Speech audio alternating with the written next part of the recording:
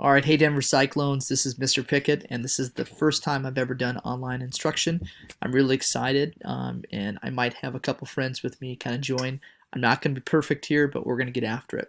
So what we're going to start with, oh, hey Simba, what we're going to start with today is momentum, and this is something that we were kind of working on before we left, but I thought it would be good for us to start with something familiar.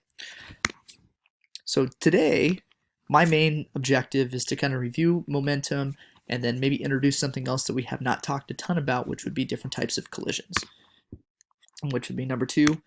Eventually, we're going to get into math thinking, and then that'll be kind of the rest of the week here. Relax. Remember, everybody, that this is all voluntary, so I'm not taking a grade. This is just really all about learning, and that's it. So if you have questions, awesome. If you get stressed out, take a breath, contact me, and we'll get it figured out. I just went online, found a quote that had collisions in it. So life is a series of collisions with the future. It is not the sum of what we have been, but what we yearn to be. That's deep. All right, so we got momentum. So if we remember, momentum basically is an object's mass times its velocity. Mass we measure in kilograms, and velocity we measure in meters per second. Objects collide and can change their momentum. So a singular object can have or can also not have momentum, but the fun thing is when objects start to collide with each other, and as a result they can start exchanging or changing momentum. A great example of this would be a golf ball and a golf club. Golf ball does not have any momentum. It does not have any velocity. But when the golf club strikes it, the golf club is actually going to lose some of its momentum and transfer some of it to the golf ball. That's what causes the golf ball to actually move. Now, with that situation, it's important to recognize that the entire momentum of the system, which would be the golf ball and the golf club, is conserved. And the word conserved is interesting. We'll hopefully talk about that in a second.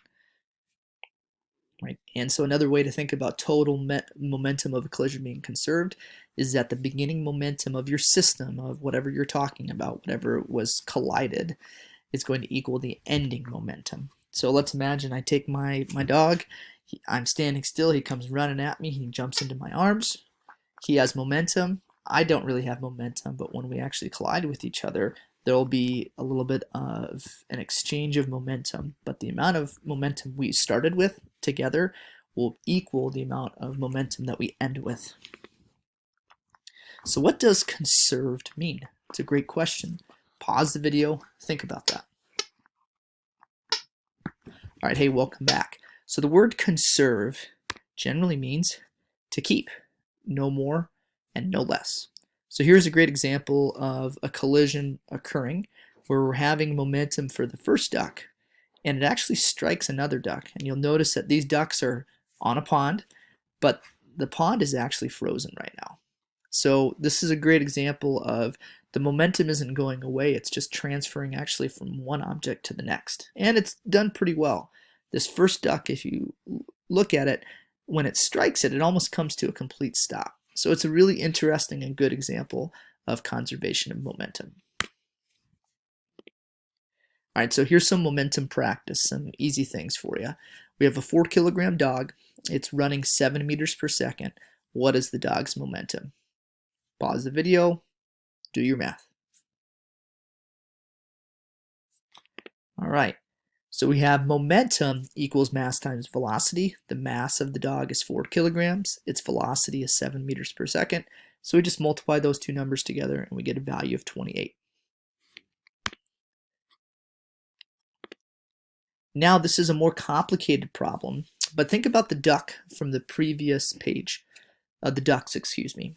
One of the ducks was flying in and maybe it was moving at 10 meters per second. It's going to strike another duck who's not moving right now. Okay. What is the other duck's velocity if the first duck comes to a stop? So what we need to recognize is that each one of these ducks, duck 1 and duck 2, have momentum, and they have momentum before the collision and they have momentum after the collision. So the first duck's initial momentum is 20. How did I get the 20? Well, its mass is 2, and it was initially moving at 10 meters per second. So our momentum equation is mass times velocity. That's where we get 20. The second duck before the collision was not moving, so its momentum is 0.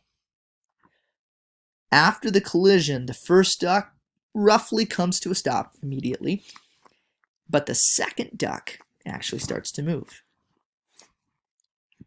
So here conceptually we can recognize by taking the first duck and the second duck's initial momentum, which is 20, and the first duck and the second duck's final momentum, it should also be 20. All right, so I'm going to try to keep these things brief, but collisions occur, and that's where momentum gets really interesting. And here's two quick things about the different types of collisions that we see. So mainly, we get collisions that when objects hit each other, they either hit and they stay, or they hit and they bounce. So you can certainly read the difference between these two with elastic and inelastic collisions, but I think a great way and a great stopping point for us is by taking a look at this video. So if you click on the video, it'll give you a good explanation about the difference between elastic and inelastic collisions. And it will go a lot deeper as well, but I really want you to get out what's the difference between elastic and inelastic collisions.